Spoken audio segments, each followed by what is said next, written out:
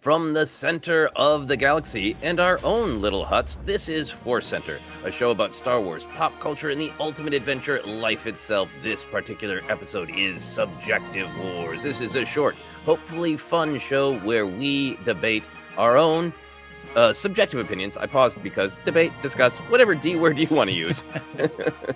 We talk about one thing versus another thing and have some fun wrestling with our own feelings and announcing a totally subjective winner. You might have different winners, and you can let us know in the comments. What we are going to be discussing today is something very exciting. It is all about isolating to your own little space. It is Kenobi's hut versus Luke's beehive. Now, technically, it's also described as Luke's hut, but beehive is just fun to say. Anyway, I'm Joseph Scrimshaw. With me here is, of course, Ken Napzok and Jennifer Landa. We're going to dive into hut versus beehive, just starting with the terms. Ken, we discussed off air. We could call it Kenobi's hut versus Luke's hut. That's probably more correct. But we were attached to the word beehive to describe it as Luke's beehive. Why were you attached to beehive? Because I think it's hilarious. I just like it's kind of what it looks like, the design, or dare I say like a hornet's nest or a wasp's nest. If you get those stuck on the side of your house, there's some more. The shape's a little better. But I just like Luke going, yeah, you want to get a drink at my beehive? Come on in. Hang out. Yeah. Jennifer, how do you feel about describing, we have strong opinions from Mala the dog. Hey. How do you feel about describing Luke's home on Octo as a beehive? I love it. It immediately I get a very clear picture of what it is right now. I would love to go in that beehive and just, put the world away and just read some books. Yeah. Yeah, I totally understand that. I think the other part of, how we describe these, we in the fandom and now on Wikipedia have described Ben Kenobi's home as a hut for years. Living in Los Angeles, that is a palace. It's weird to me that we call Obi-Wan's home a hut because that's quite spacious. That would cost a lot in many American cities right now. Yeah. How do you feel about that, Ken? Do you feel like it's time to start describing that as his, nicely appointed, not even efficiency apartment? I think he's got more than one room. Yeah, he does. I mean, it's a one bedroom. The living room is also the bedroom. But I'm literally looking at a floor plan right now. I'd live in this. This has got everything I need, including apparently a bath. He can take nice warm baths. This is a pretty detailed floor plan. I almost have to put this up on screen when I put this video together because it's just hilarious. He's got like a toilet, a sink, a vanity, and a bath. He's got everything. I'd live here. He's got a palace. I gotta look at the square footage and see if Obi-Wan's hut is bigger than my apartment. I'm already bothered by this. Yeah. All right. We like to start sometimes with our sort of bias of where we're beginning to see if by the end of our discussion we move. Jennifer, do you have of course I know my answer, or is this a tough one for you? Of course I know my answer. And I came across that floor plan as well. And I thought, the extra space would be nice. But there's just something about Luke's beehive that just really has a hold on my soul. And I know it's small. I have the Lego set, as we talked about. Yeah. And it's tiny in there, and you have to, use like a Murphy type of bed going on. But I still love Luke's beehive. He does have a kind of Murphy bed thing, doesn't he? Yeah. I don't know if it goes up into the beehive wall, but yeah. It's like he's staying in the Lower East Side or something. Right. Ken, do you have a bias? See, yes, the bias is Obi-Wan's hut. I have long been obsessed with the hut and a Jedi Knight living there. And to learn, I love the added detail that he didn't immediately move into there. That now we know, thanks to the Kenobi series, he was in a little cave and had two doors. He had to worry about who's coming in and had a security system. And I love that he upgraded. I love that Qui-Gon is going to help him move him in there in Kenobi Season 2. So I've always loved Kenobi's hut. The question I have, I submit to the judge and juries here. How much can we factor the outside in to this conversation about the inside? Oh, I'm factoring it in. Yeah, because absolutely, yes. No, I'm Kenobi's hut all the way until I step outside. I'd rather step outside and have the image of Skellig Michael Islands, but Octo. I'd rather look at that. That's very true, because I think Luke's beehive is where he keeps his preciouses and sleeps at night, but he lives on the island. I feel like when Ben doesn't have something active he needs to do, I don't think he's just out like playing in the sand. He lives in there, you know? Yes, right. Yeah. Yeah. And look, we know he had a job for a while. Maybe goes and visits old friends at the old whale job, at the whale meat job, and maybe invites people over. Who knows? Old crazy Ben, but maybe had some Tupperware parties for your blue milk. There's just something about it. So now I'll say this. I've always had the sense that Luke, we know why he went to Octo. We know why he felt he had to go there. The interior of the beehive always felt like some sort of punishment to me, like some self-flagellations. Like he's just like, I deserve this brick Murphy bed. This is what I deserve. Where Kenobi's was a little bit more of like, I'm here for the long haul, and I'm going to make the best of it. And I do have some fine taste. I'm Kenobi, right? I'm from Stew John. I got it. Where Luke's hut has a little bit of like, this is what I deserve. I think this is extremely important, and I should announce my bias I'm compelled already by arguments to the contrary, but I lean toward Kenobi's hut, and part of it, Ken, is because of storytelling evolves, but there's an intriguing mystery. Everything to me about Luke's beehive is clear. It was designed and built back in the day to be monastic. It is a place to show and celebrate. We do not need a bunch of possessions. Homes are for shelter. They're basic and functional. That was their intent, and Luke is really leaning into that intent of like, I don't deserve to hang up a picture. I'll just keep these things that I need for my. These are the things I need for my ceremony where I try to end the Jedi Order. That's the context we got of why he puts on the robes and the Jedi Crusader necklace thing. So it's very, very functional and very austere and sort of punishing himself. Yeah. Kenobi's hut, it's, it was storytelling and it hadn't developed. But like Kenobi in theory is leading this sort of, I am studying, I am meditating, I'm listening to the will of the Force, I'm waiting for Luke to come to me. And I think maybe if A New Hope was told now, he would live in a very monastic place. But yes. But just looking at the story and going, you have to find some justification within the story.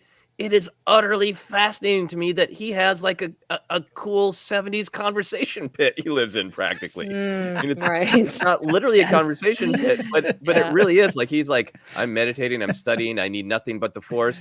And also I picked up some odds and ends at the flea market, and I'm going to make this place nice. I'm going to Marie Kondo the hell out of my not one bedroom apartment. Yeah, but my lovely little apartment, Have you heard the new Yes album? You got to come over. John Anderson is amazing. You got to listen to this.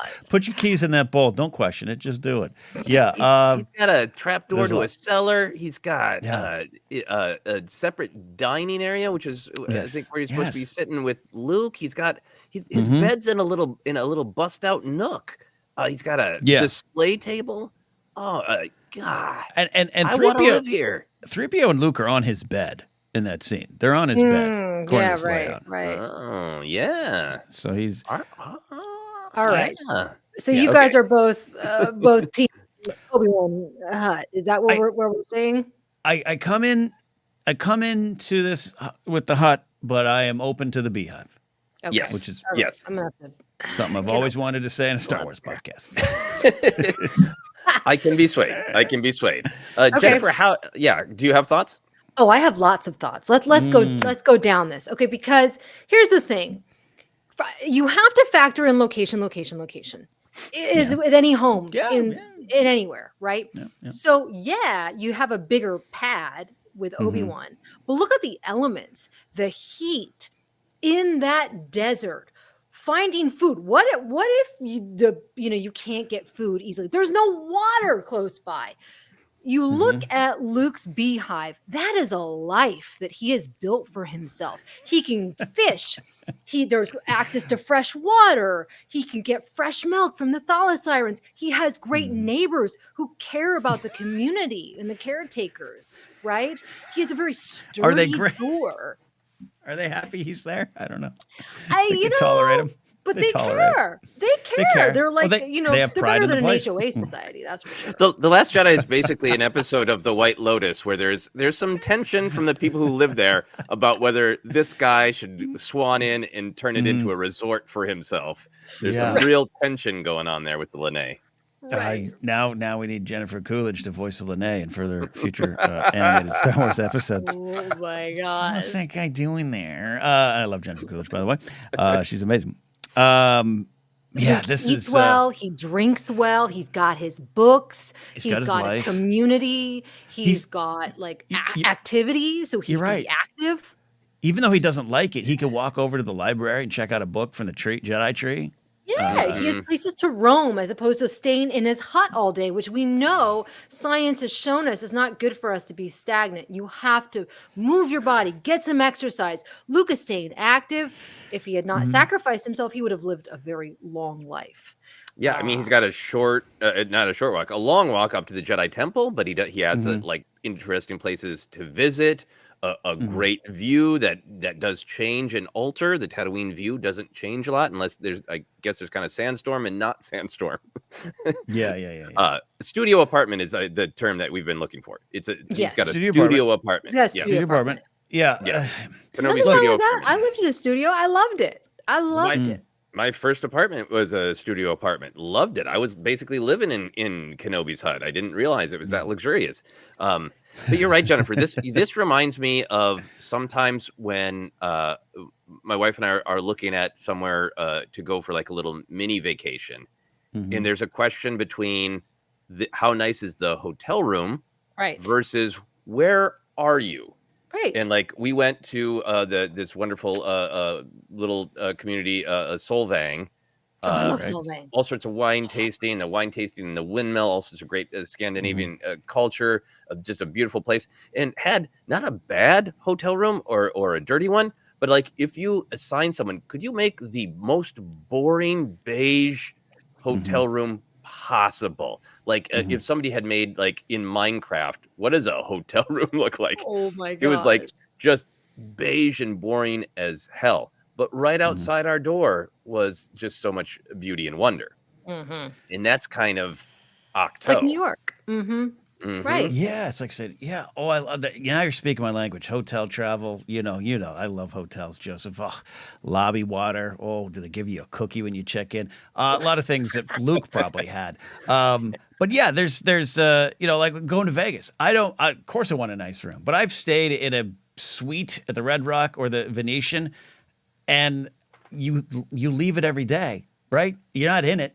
Right. So give me the Gold Coast Casino at $40 a night, because if I'm lucky, I fall in there at 4 a.m. drunk and holding poker chips that I won. Like that's what you want. So I think that has to factor into it too. Where Luke's got a little bit of it's location, like you said, Jen. That's why I'm being sweet. Now I don't love. There's times where I don't love leaving, and I think that's why I've always gone. There's something cozy about Kenobi's hut. There's something. It's more livable. Where like it's if you ever gone to Yosemite and you stay in Camp Curry, you have your options. You can go get the tents that there's a community bathroom hole and no showers, and just bring your own stuff, and that's where you're at. That's Luke and Octo, but you've got everything around you. Or you go to Camp Curry to the actual cabins and you have your own bathroom. You can plug in a hairdryer. Those are the choices we all face in life, and I'm always going to go towards the cabin. I'm always I want to plug in stuff. So that's why I still lean towards the hut. Yeah, I mean, I haven't checked the Last Jedi Visual Dictionary in a long time. Is there a separate beehive that is the facilities? Jen's got it out, ready to go. Do they label one of the beehives as a facility? If That's a community, because Kenobi's got Great straight up point. indoor plumbing. A long time ago in a galaxy far, far away, he's got indoor plumbing. He's not going outside and exposing himself to sandstorms when nature calls. Yeah, he's got a stink hole up here. What did they call him, Mando? Everyone thinks his own personal stink hole. But I mean, he might just Luke's mood. He might, bleep into the wind. Temple caretaker. Oh, plus, look, he's obviously party at the caretaker village. I love that. The deleted Yes. scene. The One of the deleted scene best. is fabulous. Do you think Luke goes down there with just like some like whatever fish beef jerky and watches that from the hill? Yeah, yeah. Yes. I think he does. Yes. Okay, Ooh, I okay. don't like Wow. this though. It says the Jedi village. It says they are cold huts offering little in the way of comfort. That is Yeah, not see, good. yeah, the guy That's he's not got good for that. me. He had to fashion his own door, right? Right. Which was Right. taken, which I know was a big why people who don't like Rise of Skywalker are very upset that Jason Fry's detail of the door was built out of the X-wing, which is also here. I Right. get Right. it. All right, It's a we it's move on. it's a panel. It's a panel. It's got Luke the whole does have wing. a he has a grooming box with mirror I saw that. and a sealed jug of rose salve. I Important. don't know what's in that jug, but not a No, lot. let's go back to the mirror. Why is Luke cleaning his beard? Is it just like he can't stand the fish smell in the beard from little bits of I fish he think gets so. stuck up in there? He's got to walk and say, I think so. I think, and I bet Luke looked at that grooming box every day and was like, vanity, hubris. That's what that box represents to me. I'm looking in the mirror. What do I care? I'm trying to distance myself from the grooming box. Maybe That's what I think. maybe if he ends up with fish bits, the Lene try to clean him when they come around. Yeah. Maybe they groom him in his sleep, and he's like, I got to stay groomed, or the Lene will eat the fish out of my He's got- beard in the middle of the night. The hiking pack. We need the love it. hiking pack figure set. They don't have. Yeah. I know we've had a lack of Star Wars figures in the last 10 years because of the change in the industry, but we need Luke with walking stick and hiking pack, which includes a kindling bundle to make some fires. I important. love this. Mm-hmm. Yeah. If Last Jedi had the Phantom Menace level toy, there would be this special set of the long spear and the fish that Luke slings over his shoulder. Mhm. The Lego Mhm. set does come with a little fish, I will say. Oh, It okay. does. Yeah, and a little like pot you can put it in. So prominent stones point towards local stars. Okay, I that's all mean- nice, but okay. So here's the thing with the revelation that Jen has come up of that the huts, the beehives on Octo are not comfortable. They're just made out of stone.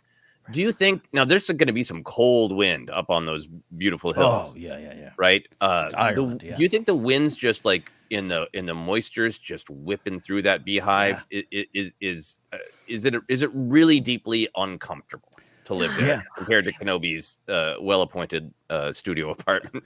Yeah. He's trying to eat a finger glip garpon and he's trying to fry it up. That's right. That's right. The finger lip garpler. Is that the one he catches? I forget the name of the one he actually no, I catches. think know that's it's in the visual dictionary. Speton channelfish, Speton Oh yeah, channelfish. yep, that's it. Yeah, and then twin Oh my fin god. hyacander.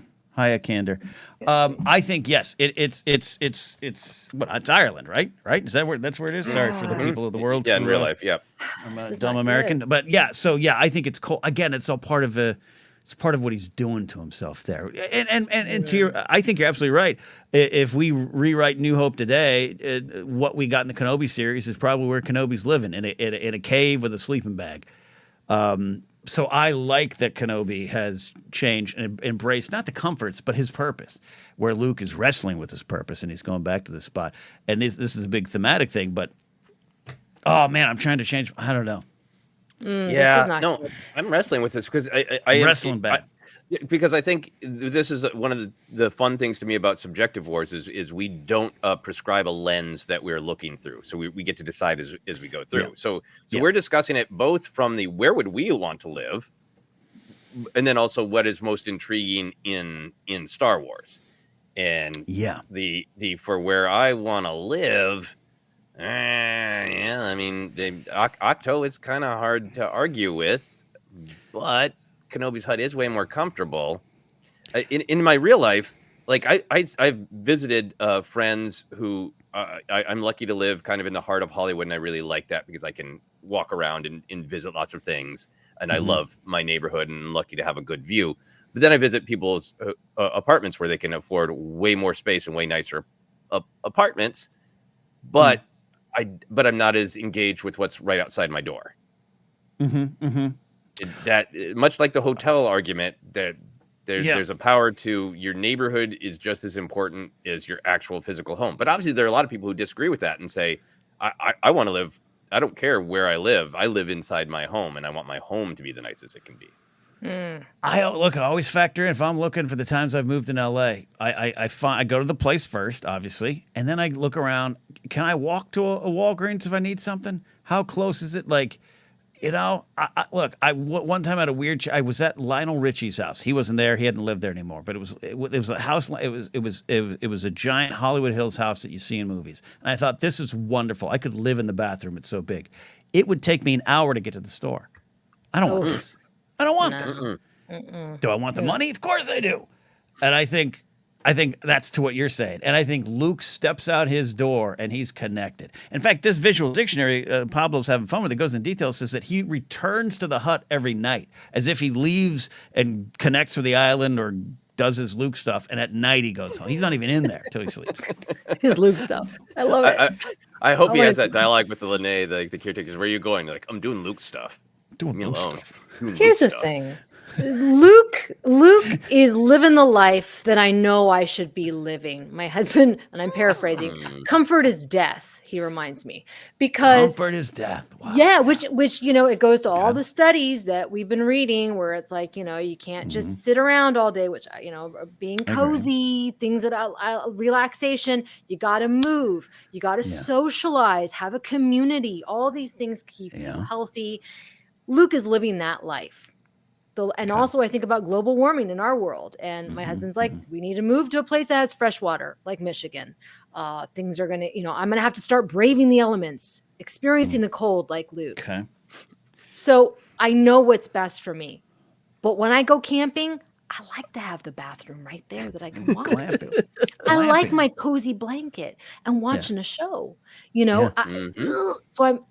But I want this year, 2024. This is my year, and I'm turning a new leaf, and I'm choosing to do Luke things. That's what I'm choosing to do. Choosing to I think as we begin to head toward decisions, there's so much discuss. I think I'm being compelled by some of your arguments, Jennifer, but in a different direction. I think it is merging. My own personal living needs are merging with the Star Wars analysis because I do think that Octo is a little bit of